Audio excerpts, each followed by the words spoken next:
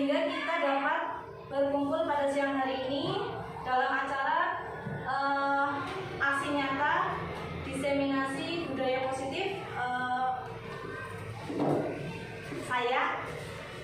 namun sebelum memulai acara, marilah kita buka acara ini dengan membaca basmalah bersama.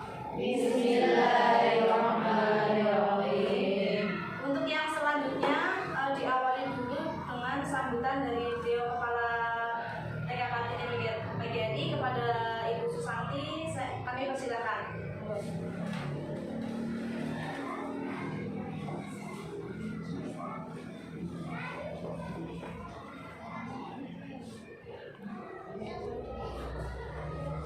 Bismillahirrahmanirrahim. Assalamualaikum warahmatullahi wabarakatuh. Waalaikumsalam warahmatullahi wabarakatuh. Kepada yang terhormat, yang kami hormati, Kepala TK Islam Bina Muslim PGRI Desa Tamakulyo, dan yang kami hormati Kepala TK Dharma Wanita PGRI Desa Surorejan 2, yang kami hormati dan kami banggakan semua, beserta Dewan Guru semua, dan terutama yang sudah menghadiri pada undangan kami pada hari ini, hari Kamis tanggal 27 bulan Juni 2023. Pertama-tama, alhamdulillahirobbilalamin, kita panjatkan puji dan puji syukur kehadirat Allah Subhanahu wa Ta'ala yang telah memberikan kita nikmat syafaatnya, dan kita sanjungan kepada Nabi Agung Muhammad Sallallahu alaihi wasallam yang kita nantikan syafaatnya di yaumul qiyamah. Allahumma amin. Pertama-tama saya ucapkan terima kasih kepada seluruh tamu undangan yang dimana pada hari ini undangannya sangat dadakan. Terima kasih, dan kami juga mengucap permohonan maaf ya apabila dalam kami menyediakan segala yang ada di sini pada hari ini ada kurang lebihnya, saya mohon maaf ya seluruh-seluruhnya ya ibu-ibu semuanya. Jadi mungkin untuk pribadi Bu Sri, semoga sosialisasi pada hari ini lancar, dan nanti mungkin untuk teman-teman semua juga ada pengalaman dan nanti bisa dilanjutkan ke CGP yang tahap angkatan 2010. Semangat untuk yang belum mendaftar, saya juga tidak mendaftar. Mungkin dari saya cukupkan Ibu, tidak ada kata-kata yang dapat saya sampaikan, hanya terima kasih dan permohon maaf. Demikian dari saya. Akhirnya, wassalamualaikum warahmatullahi wabarakatuh. Waalaikumsalam warahmatullahi wabarakatuh.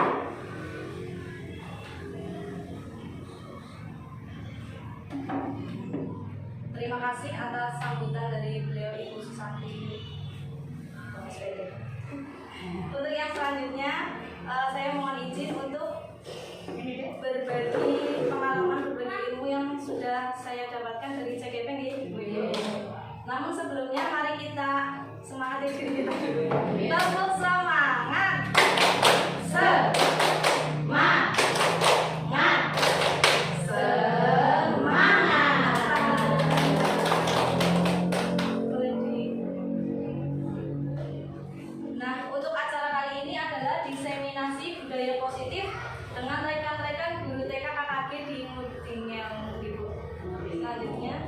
Diseminasi itu apa sih? Diseminasi itu adalah penyebaran informasi atau pengetahuan ke khalayak luas. Kalau bagi saya sendiri itu berbagi ilmu, berbagi pengalaman tentang apa yang sudah saya dapatkan dari CGP angkatan 2008 ini, utamanya untuk budaya positif. Selanjutnya, nah budaya positif itu apa? Budaya positif ini merupakan implementasi dari nilai-nilai keyakinan atau kebijakan universal. Yang selanjutnya, nah untuk membahas budaya positif ini nanti kita ada 1, 2, 3, 8 poin. Yang pertama monggo dibacakan Ibu Sapini. Yang pertama boleh dari mana saja. Filosofi biadab. Ya, terus yang kedua Ibu Perubahan paradigma teori kontrol. Yang ya. ketiga disiplin positif. Kemudian yang keempat nilai kebajikan universal. Ya, kemudian Yang kelima mendalam institusi. Kemudian kebutuhan dasar, teori motivasi kebutuhan penghargaan dan restitusi. Kemudian yang terakhir kebutuhan dasar manusia. Oke, selanjutnya. Nah, sebelum kita ke apa tadi budaya positif, terlebih dahulu kita flashback ke filosofi pendidikan menurut Ki Hajar Dewantara. Menurut Ki Hajar Dewantara, tujuan dari pendidikan itu adalah menuntun segala kodrat yang ada pada anak-anak agar mereka dapat mencapai keselamatan dan kebahagiaan yang setinggi-tingginya, baik sebagai manusia maupun sebagai anggota masyarakat. Kemudian, menurut beliau, pendidikan adalah tempat persemaian benih-benih kebudayaan. Pendidikan dan kebudayaan sejatinya berkaitan erat. Kebudayaan yang dimaksud adalah sebuah peradaban atau cita-cita masyarakat yang ingin kita bentuk sebagai sebuah bangsa. Nah, budayanya ini adalah budaya positif. Kemudian dilanjut. Nah, menurut Ki Hajar Dewantara, pendidik kan saat ini itu harus berpihak kepada murid.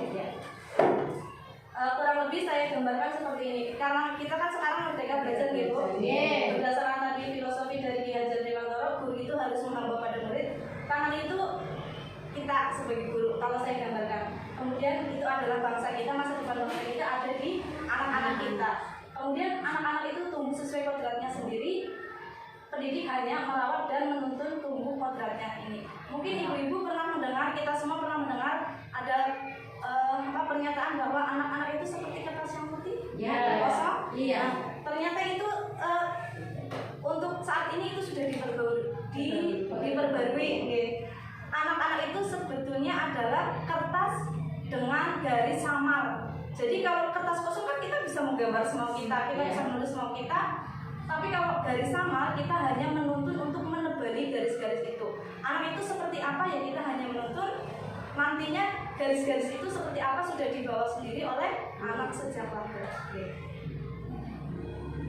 Yang selanjutnya sebelum itu ke materi selanjutnya yang perlu kita ketahui sebagai pendidik adalah 5 kebutuhan dasar manusia, 5 kebutuhan dasar murid-murid kita kalau kita sebagai pendidik. Yang pertama, setiap manusia itu membutuhkan kasih sayang, cinta, dan rasa diterima. Ini nomor batan Bu. Sejak lahir, kalau kita tidak akan mungkin sampai berdiri sampai saat ini kalau tidak ada kasih sayang dari orang tua kita.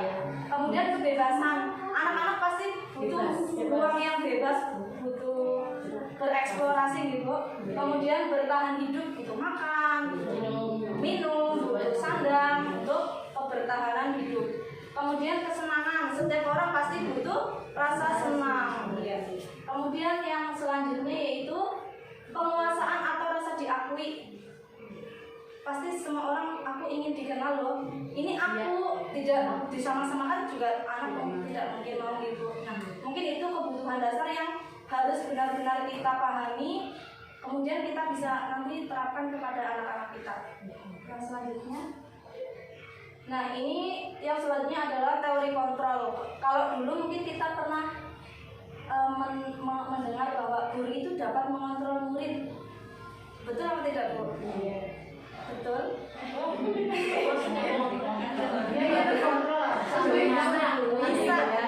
Bisa, Bu, tapi hanya sesaat. Jangan begitu. Iya, tapi nanti kan kembali lagi kan. Kemudian kritik dan membuat bersalah menguatkan karakter. Betul atau tidak, Bu? Kita memberikan kritik kepada anak itu menguatkan karakter.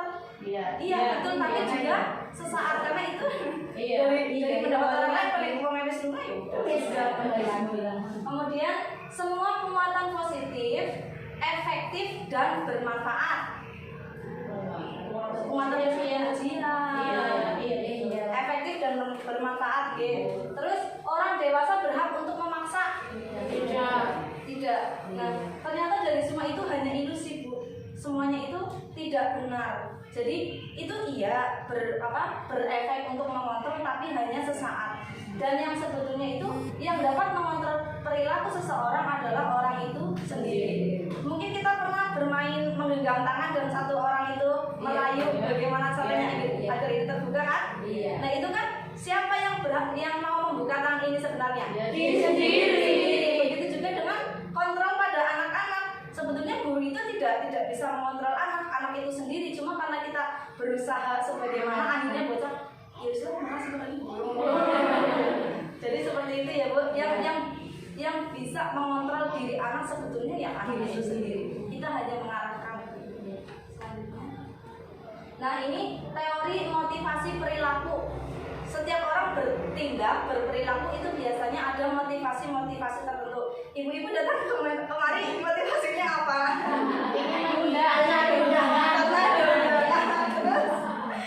Ingin belajar. Nah ya motivasi perilaku itu ada dua, yaitu ada eksternal, ada internal. Yang eksternal itu berasal dari luar. Misalnya menghindari hukuman. Aku pakai baju seragam maka aku jangan. Terus mendapatkan imbalan. Biasanya kalau kepada anak kita begini Bu, esok naik ranking siji diberikan apa ya kan?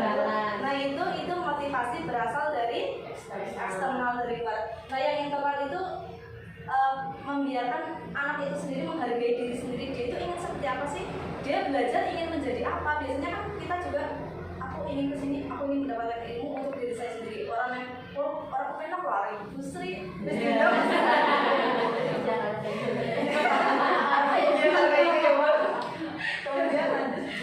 dampak ternyata penghargaan, mungkin ibu-ibu selama ini sudah pernah memberikan penghargaan pada anak, sering gitu. Ternyata penghargaan itu memiliki dampak negatif Bu. Yang pertama itu merusak hubungan. Ada yang bisa memberi contoh? Kenapa penghargaan itu ternyata merusak hubungan? Saya pernah Bu, jadi murid saya itu menggambar bagus sekali lah ya warnanya. Kemudian saya beri uang 2.000. Nah terus itu ada temannya satu lagi. Besoknya, Bu kok punya saya bagus sih gak diberi uang gitu. Jadi kayak ini gak diberi uang, saya tidak diberi uang begitu. Maksudnya ya merusak hubungan dengan guru, merusak dengan teman gitu sih. Kemudian menurunkan kualitas. Kira-kira penghargaan yang menurunkan kualitas bagaimana? Kalau tidak diberi penghargaan berarti dia malas. Iya betul Bu, itu kualitasnya misalkan orang tidak dapat penghargaan ini biasa saja ya. Kemudian mematikan kreativitas.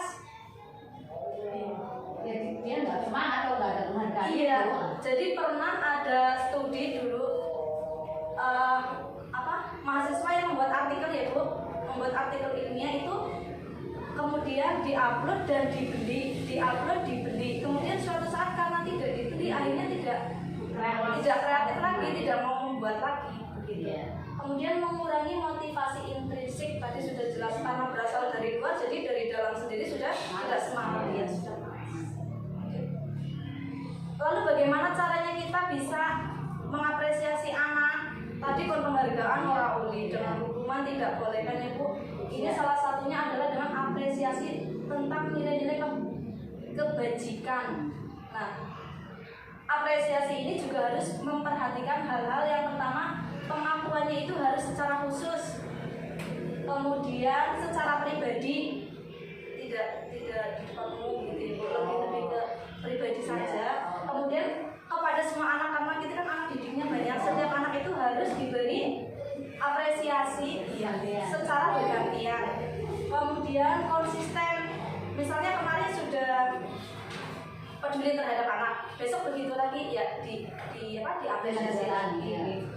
Kemudian fokus pada satu proses seperti tadi, peduli. Nah ini contoh pengakuannya. Misalnya pembukanya bisa dibacakan Bu dari Kemarin saya perhatikan, terus nilai kebijakannya kebajikan. Iya, kebajikan ya. Kebajikan. Kelas hati belajar sekali. Situasinya pada saat menolong murid baru di kelas kita. jadi apresiasinya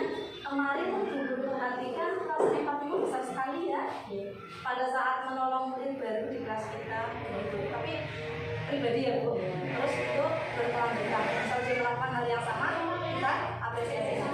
Kemudian yang kedua, Bu Sartini mungkin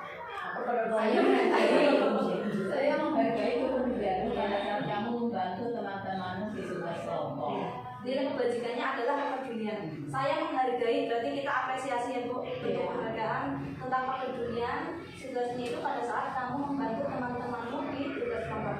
Kemudian Bu Wahyu, yang ketiga, Terima kasih untuk rasa tanggung jawabmu pada saat kamu mengurus kertas-kertas yang berserakan di lantai kalian. terima kasih. Begitu ya Bu, kurang lebih. Untuk yang selanjutnya, nah, untuk menuju budaya positif sebagai guru kita juga harus memahami 5 posisi kontrol. Tadi ada 5 kebutuhan dasar, kemudian sekarang 5 posisi kontrol. Guru itu ada yang sebagai penghukum, ada yang sebagai pembuat rasa bersalah, ada yang sebagai teman, ada yang sebagai pemantau, dan ada yang sebagai manajer. Nah, penghukum biasanya itu nada suaranya tinggi, bahasa tubuhnya melotot, terus jari-jarinya menunjuk kamu telat terus ya, menunjuk, terus menghardik, terlambat lagi, pasti terlambat. Jadi kita sudah mengejudge anak itu dengan sesuatu yang buruk. Hasilnya apa? Hasilnya kemungkinan murid akan marah dan dendam atau bersifat agresif itu dipendam. Terus lama-lama mungkin kalau di sini tidak, kalau yang di sana-sana bisa jadi motornya tetap guru digundusi lah di SD atau di SMP kan bisa menimbulkan hal-hal seperti itu karena marah pada gurunya, di gede, di baik. Kalau di TK kita tidak seperti itu ya.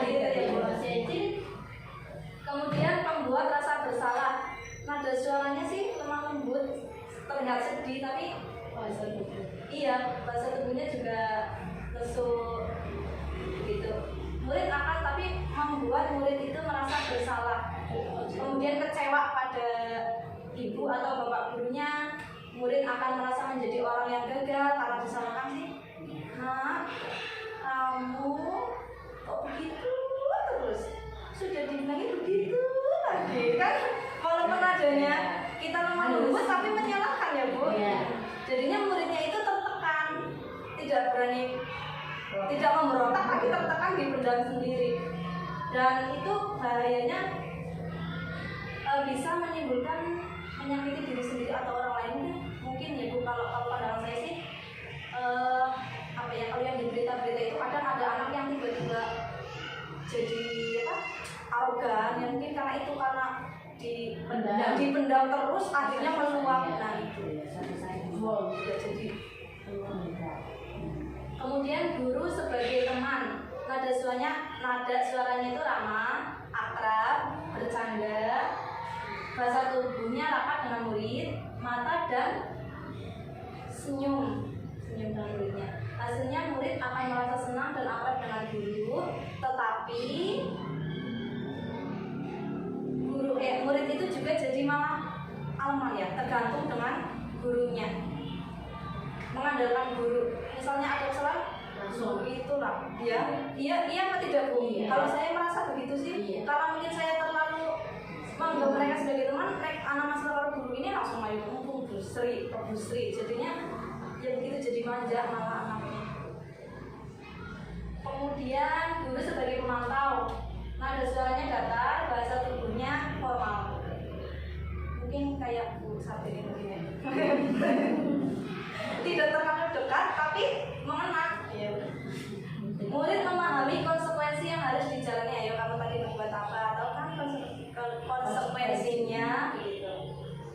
Tapi ya itu konsekuensinya juga guru harus memantau perkembangan anak. Tadi sudah diingatkan bagaimana harus dipantau terus.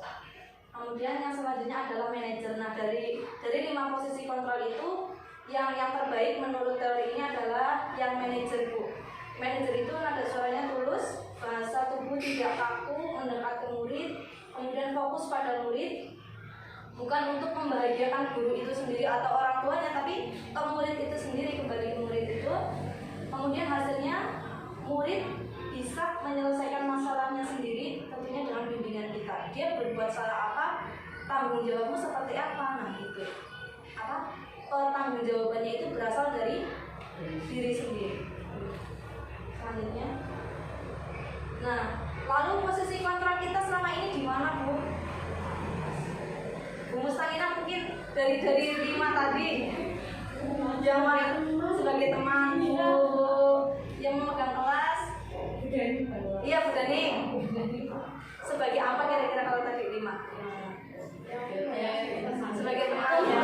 Sebagai teman pun itu sudah posisi yang ada teman, ada iya, saya menyesuaikan ya, Bu ya. Yang penting yang harus kita hindari adalah yang sebagai penghukum dan membuat rasa bersalah sampai nanti dia menimbulkan jati diri anak itu menjadi gagal. Dia merasa bahwa aku adalah orang yang bersalah, aku adalah orang yang gagal. Tapi kalau yang mulai dari teman, kemudian apa tadi ya, pemantau dan manajer itu sudah bisa menstabilkan identitas jati diri anak. Nah, tadi posisi-posisi kontrol itu kita lakukan untuk apa sih, Bu? Kenapa kita marah? Kenapa kita melarang? Kenapa kita itu? Untuk apa sih? supaya Lebih baik. Ya, disiplin, tanggung jawab. Oke, dilanjut. Nah, salah satunya adalah untuk kedisiplinan. Tepuk tangan untuk Bu Dani. Saya kemarin dapat pelajaran baru yang kalau ada anak yang sudah berhasil mau kita beri apa? Dikasih W, kasih O, kasih W. Wow, keren. Wow, keren. Bisa, Bu? Udah ya. Pintar sekali Bu Dani. Ayo kita kasih apa? Dikasih W, kasih O, kasih W. Wow, keren. Wow, keren. Bisa, Bu? Sekali lagi. Dikasih apa? Dikasih W, kasih O, kasih W. Wow, keren. Wow, keren. Nah, tadi semua yang kita lakukan adalah upaya untuk mendisiplinkan anak didik kita. Lalu disiplin itu apa sih, Bu? Kenapa kita harus mendisiplinkan anak? Nah, menurut teori disiplin itu berasal dari kata disiplina yang artinya belajar. Nah, dikonotasikan sebagai belajar atau upaya seseorang untuk mengontrol dirinya dengan menggali potensi menuju sebuah tujuan. Tujuannya itu menjadi apa yang dia inginkan berdasarkan nilai-nilai yang dia hargai. Namun saat ini makna disiplin itu berubah. Yang tadinya belajar berasal dari diri sendiri untuk mencapai tujuannya, ini berubah menjadi upaya yang dilakukan oleh seseorang kepada orang lain agar patuh. Upaya yang guru lakukan kepada anak agar anak patuh. Seperti itu ya, Bu, yang sekarang. Nah, lalu bagaimana? Kan hal-hal itu membuat ketidaknyamanan pada anak. Yang harusnya tadi disiplin itu berasal dari anak sendiri, tapi itu dari guru ke anak agar anak patuh. Kan tentunya itu membuat ketidaknyamanan pada anak. Sehingga agar sikap disiplin itu berasal dari diri anak itu, kita memberikan pemahaman terkait nilai-nilai kebajikan universal. Nah, nilai-nilai kebajikan universal itu apa? Adalah nilai-nilai yang berupa tujuan mulia yang ingin dicapai oleh setiap orang, dengan mengaitkannya akan menggerakkan motivasi diri dari dalam diri seseorang. Nah, nilai-nilai kebajikan universal pendidikan Indonesia itu profil pelajar Pancasila. Sudah tahu semuanya, ya? Nyanyiannya? Pelajar Pancasila beriman dan bertakwa pada Tuhan Yang Esa dan berakhlak mulia, berkebinekaan global, gotong royong mandiri, kreatif dan bernalar kritis. Bisa, Bu? Sekali lagi.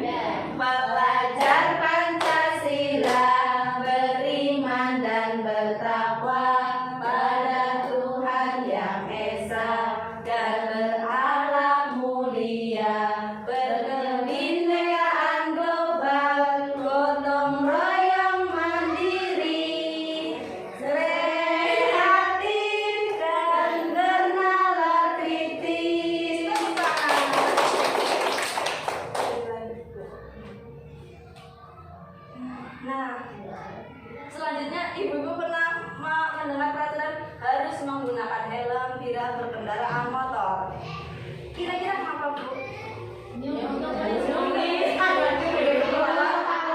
Ya, kalau saya bukan ada polisi.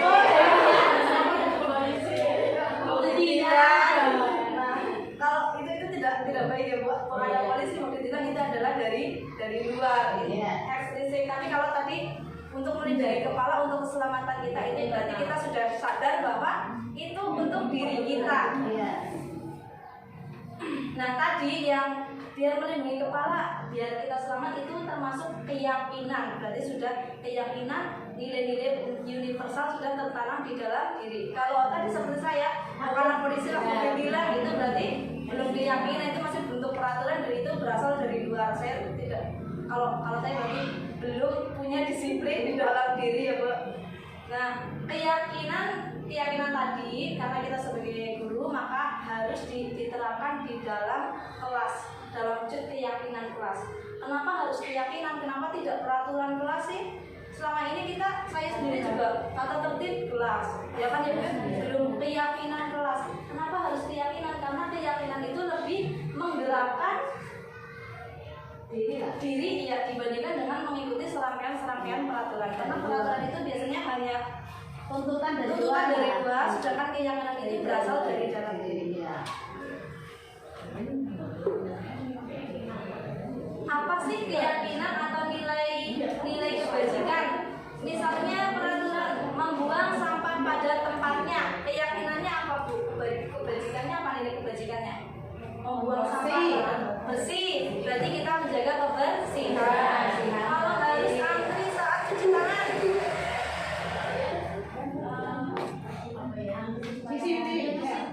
disiplin. Bisa juga untuk keselamatan itu bisa kita kaitkan dengan nilai-nilai yang erat gitu. Bisa untuk kedisiplinan karena biar tertata rapi. Bisa juga untuk keselamatan, mengatur kita malah dorong-dorongan kan Bu. Nah itu keyakinan itu lebih ke apa ya? Ke kemanfaatan ke dalam diri lah. Terus langkah-langkah membentuk keyakinan kelas. Kemarin saya pernah mencoba ya Bu Santi membuat keyakinan kelas pas semester kemarin itu mengajak anak-anak berdiskusi. Ayo anak-anak, kita mau kelas kita seperti apa sih? Ada yang bilang, Bu, aja pada mayu-mayu ya, Bu, naik dolanan terus diberesi ya seperti itu. Kita mengajak berdiskusi tentang peraturan peraturan dulu Bu. Iya, peraturan dulu kira-kira apa sih Bu? Ajar ini. Nah, kemudian setelah itu mengubah peraturan itu menjadi kalimat positif. Bu, jangan ada yang lari-lari, jangan ada yang lari-lari. Berarti kan itu masih negatif ya Bu. Jangan ada yang lari-lari. Berarti harusnya positifnya apa Bu? Ya, hati-hati. Tidak boleh lari-lari. Ya boleh berjalan pelan ya begitu yang kalimat yang tidak mengandung tidak dan jangan. Kemudian mencari nilai kebajikan dari peraturan tadi kita cari nilai kebajikannya atau keyakinannya. Jangan lari-lari. Misal tenang di kelas, kebajikannya itu apa? Tenang di kelas.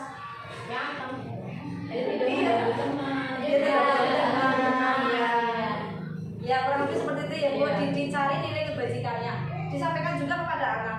Kemudian pendalaman keyakinan kelas tampak seperti dan tidak tampak seperti. Kalau tadi anteng di kelas itu tampak seperti apa? Anteng terlihat seperti apa Bu anaknya Bu? Ya, yang tidak tampak anteng berarti anaknya bagaimana Bu? Sendiri. Ya, itu berarti tampak dan tidak tampak juga disampaikan kepada anak.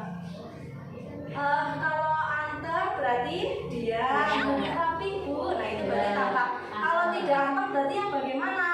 Lari-lari Bu, bicara sendiri Bu, seperti itu ya Bu. Kemudian tabel T itu yang tadi Ibu tampak dan tidak tampak. Terus yang Y terlihatnya seperti apa dari muka anak? Kalau anteng, ya ekspresi wajah mungkin biasa ya Bu. Kemudian terdengar, anteng tidak ada suara.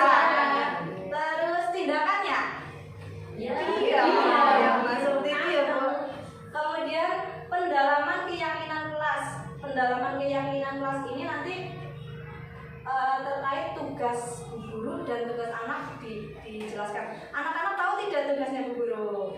Anak-anak tahu tidak tugasnya anak-anak? Tahu. Coba apa? Nah itu nanti kan anak tugasnya Bu Guru apa? Mengajar.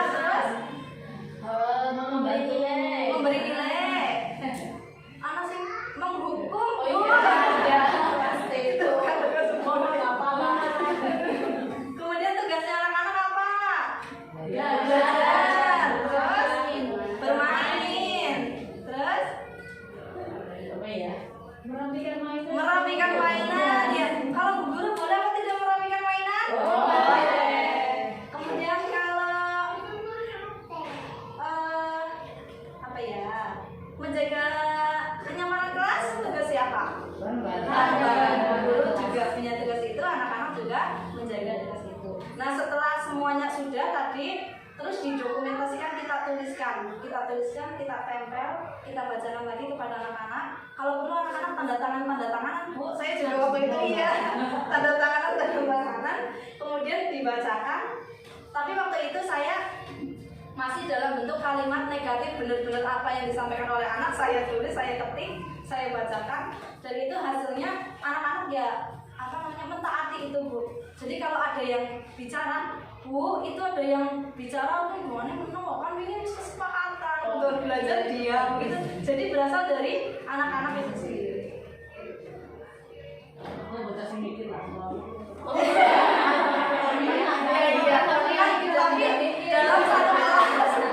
Tapi dalam satu kelas itu pasti ada anak yang berpikir, maksudnya punya pikiran baik seperti itu, dan ada yang acuh tak acuh gitu. Saya jangan khawatir kita diacuhkan. Terus ketika kita sudah membuat keyakinan seperti tadi, sudah disepakati, sudah kita tempel, sudah kita tanda tangan, ternyata masih ada pelanggaran, masih ada ketidakpatuhan, lalu bagaimana, Bu? Diingatkan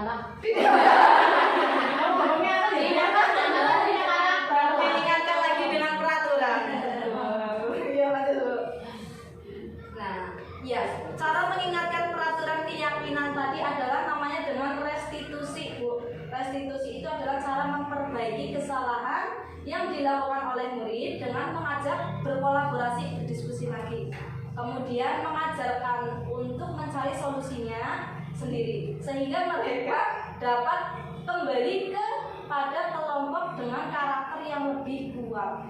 Tadi salahnya dia apa? Dia menemukan solusinya sendiri, dia akan kembali dengan lebih taat lah, kurang lebih seperti itu. Harapannya. Ciri-ciri restitusi. Kita lagi-lagi masih teori ya, Bu. Iya. 9 ciri restitusi. Yang pertama itu mengajak untuk belajar dari kesalahan. Kemudian memperbaiki hubungan dengan anak. Berupa tawaran-tawaran, mengajak melihat ke dalam diri anak itu, kemudian mencari kebutuhan dasar tadi, karena anak bertindak, bahkan itu bertindak yang melanggar peraturan itu juga pasti karena dia apa sih sebenarnya kamu melakukan itu karena apa sih gitu. Karena dia sedang memenuhi kebutuhan dasarnya.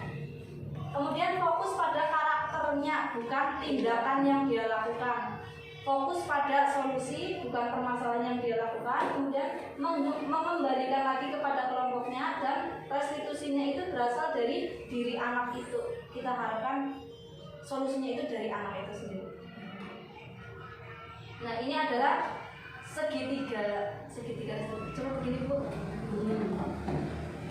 Terima kasih. Ya, ini segitiga restitusi. Yang pertama adalah yang paling bawah ya, Bu. Ini menstabilkan identitas, kemudian validasi tindakan yang salah, dan yang ketiga adalah menanyakan keyakinan tadi. Kembali lagi keyakinannya tadi apa kan ditanyakan ya, Bu. Nah, untuk validasi tindakan itu adakah cara yang lebih efektif? Kalau ini contoh-contohnya ya, Bu. Kemudian menanyakan keyakinan kelas apa yang telah kita sepakati, kamu ingin menjadi orang seperti apa.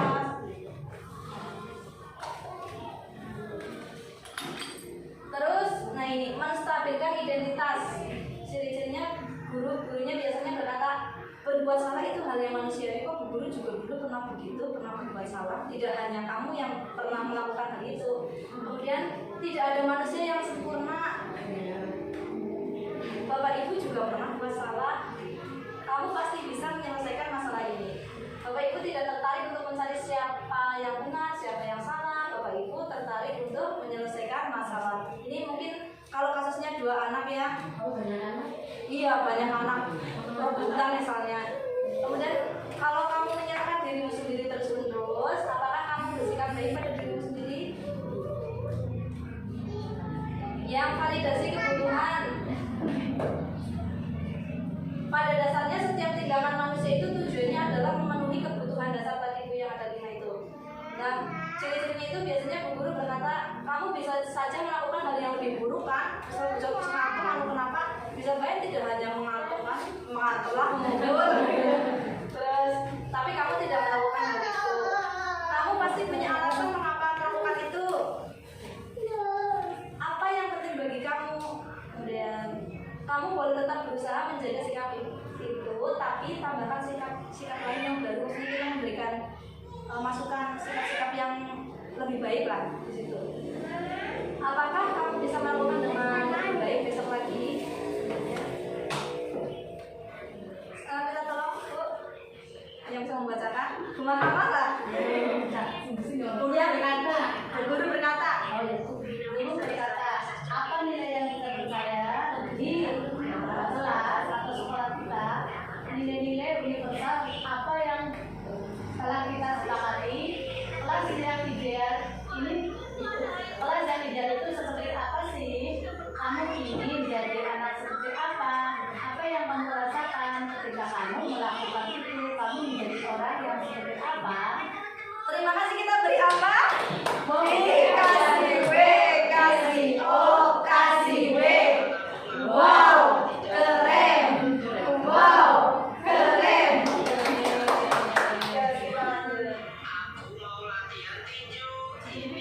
Nah, ini contoh videonya ya, contoh video restitusi.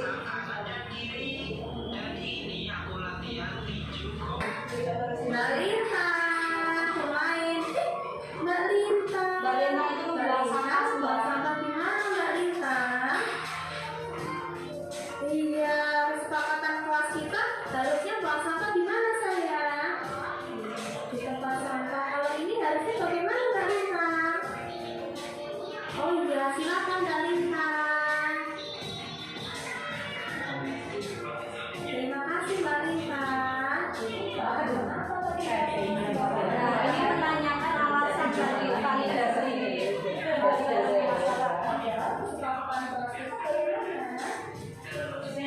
Menanyakan kesepakatan ulang.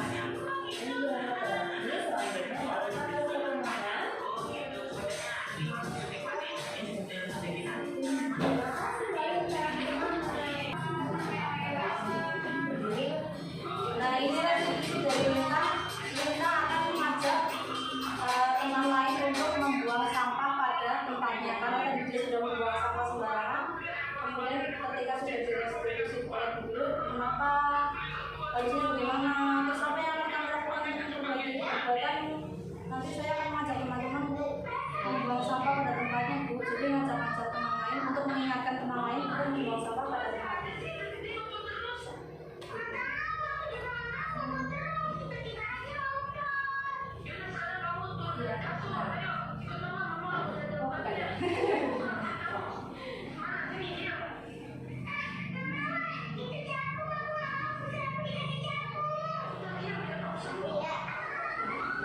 Nah, kita sudah hampir sampai ke penghujung acara, Bu.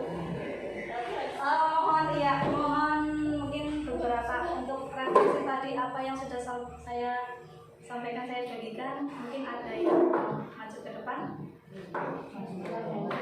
Apa saja lah, Bu.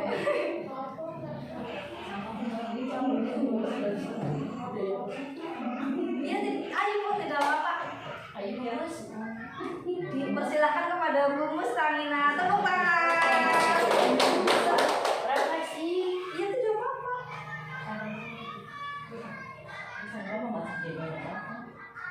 Iya itu. Seingatnya Bu. Ayo Bu. Ayo Ibu. Atau mungkin ada yang lain. Perwakilan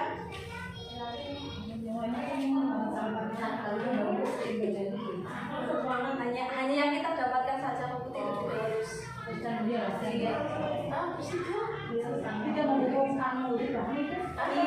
apa kita ngomong anak terus sampai ke sekarang kalau CGP ya itu orang dia mau cek apa ya di sini udah sponsor tidak apa Bu ayo iya membayar gimana dari dalam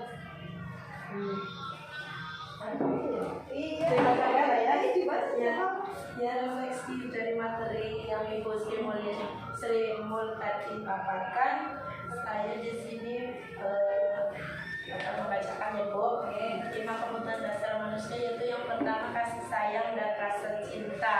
Ya. Terus yang kedua kebebasan. Ya. Yang ketiga bertahan hidup.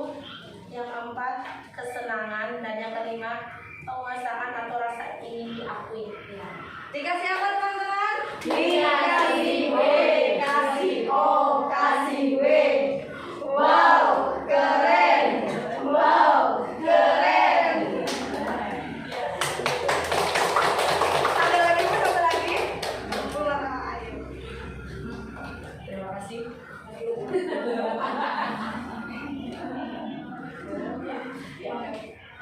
Terima kasih baik teman-teman yang tadi saya lihat tuh refleksi materi adalah tentang anak ya, anak yang dulunya selama saya ketahui dulu kan anak katanya seperti kertas putih yang kita bisa mencoret-coret apapun yang kita mau. Ternyata setelah ada perubahan sekarang ternyata kertas putih itu hanya berupa sama-sama. Makanya kita sebagai orang tua sekaligus sebagai guru hendaknya kita memperhatikan apa yang menjadi karakter bagi anak. Memang untuk melakukan seperti itu sangatlah susah bagi kita. Makanya marilah kita belajar untuk memahami karakter pada anak. Seperti itu. Kita teman-teman. Kasih W, kasih O, kasih W. Wow, keren. Wow, keren.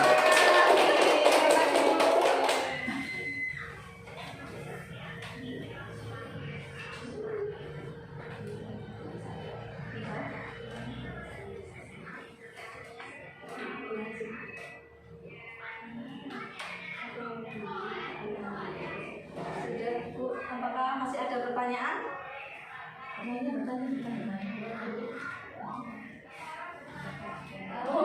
Ya, selama ini kan kita sebagai guru dengan anak itu sebagai teman ya Bu ya. Untuk yang lebih baik kan kita sebagai manajer ya. Bagaimana caranya kita akan mencapai kalau menjadi manajer yang menjadi manajer itu ya. Ya, kalau langkah-langkah yang tadi sesuai segitiga restitusi ya Bu, kita itu kepada anak ya posisinya seperti teman, tapi tidak membela terus ya Bu. Misalnya begini, misalnya kita tanyakan begini, nanti maju ya. Ini follow up ya Bu, kalau saya, kalau teman kan biasanya kalau saya tidak apa-apa, gitu kan ya Bu ya. Kalau kita manajer ya sikapnya kita seperti orang tua biasa, tidak apa-apa Bu Guru juga dulu pernah begitu kok, pernah melakukan hal yang salah seperti itu. Kamu tadi kenapa melakukan hal itu? Jadi sikap kita itu tetap ada di bawahnya ya Bu. Cuma saya karena kurang di bawah ya Bu. Kamu kenapa melakukan hal itu? Nah itu menanyakan alasannya, kebutuhannya itu apa? Misalnya seperti itu. Kemudian apakah kamu tahu tindakan kamu itu yang tadi kamu buat itu sesuai dengan keyakinan kelas kita atau tidak? Misalnya tahu apa keyakinan kelas kita? Tidak boleh tidak boleh lari-lari, tidak boleh lari-lari, harus tenang ya. Terus apa yang akan kamu lakukan dengan tindakan yang tadi kamu lakukan itu? Bagaimana kamu memperbaikinya? Saya tidak akan lari-lari lagi Bu Guru, saya akan diam, duduk. Terus apa yang akan kamu lakukan? Mungkin ada mungkin ya masalah lari boleh tidak sih sebenarnya boleh Iya, boleh lari-lari tapi di luar. Kalau kalau di kelas kan tadi kita sudah buat keyakinan kan, sudah kita ketahui bersama. Kemudian apa yang akan kamu lakukan sehingga teman-temanmu tidak melakukan hal yang sama? Mungkin seperti itu. Jadi ya mungkin seperti itu ya Bu. Iya.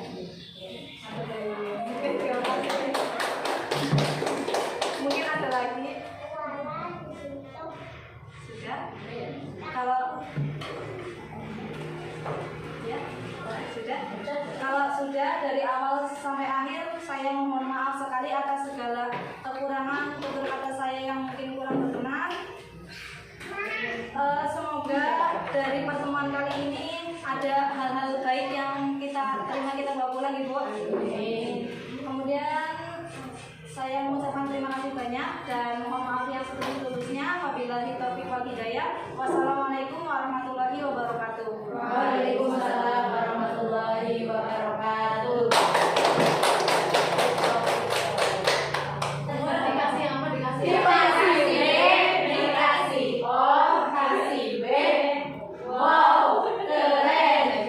Wow, keren.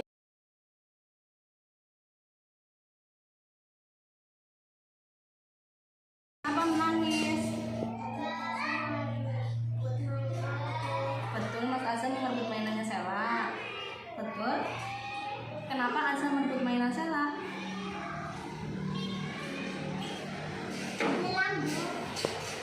Pinjam, niatnya meminjam. Tapi tadi malah merebut ya. Iya. Tidak apa-apa ya kalau dalam bermain, apalagi di sekolah kan mainnya sedikit. Jadi kalau berebut itu hal yang wajar. Tapi menurut Azam dan Sela, apakah berebutan itu sudah sesuai dengan keyakinan kelas kita? Belum. Kalau dalam bermain, keyakinan kelas kita bagaimana? Apa, Sam?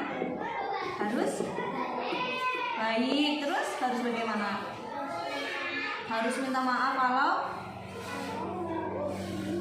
kalau merebut mainan. Terus kalau mainannya hanya satu, kita harus bagaimana? Berbagi. Apakah tadi Azam sudah berbagi? Lalu bagaimana caranya tadi? Azam sudah membuat Sela menangis. Harus bagaimana Azam? Harus bagaimana? Minta maaf. Sela, kalau Azam minta maaf harus bagaimana? Juga minta maaf. Coba bagaimana maafannya? Maafannya bagaimana? Lain kali kalau main kita harus bareng-bareng ya, tidak boleh berebutan lagi ya. Oke? Sudah, sekarang boleh mainan lagi ya, Mbak Sela dan Mas Hasan ya, bareng-bareng ya. Yuk.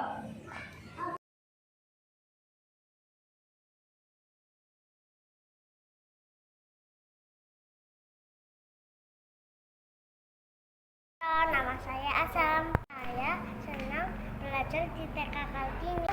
Tidak takut dengan Bruce Lee. Terus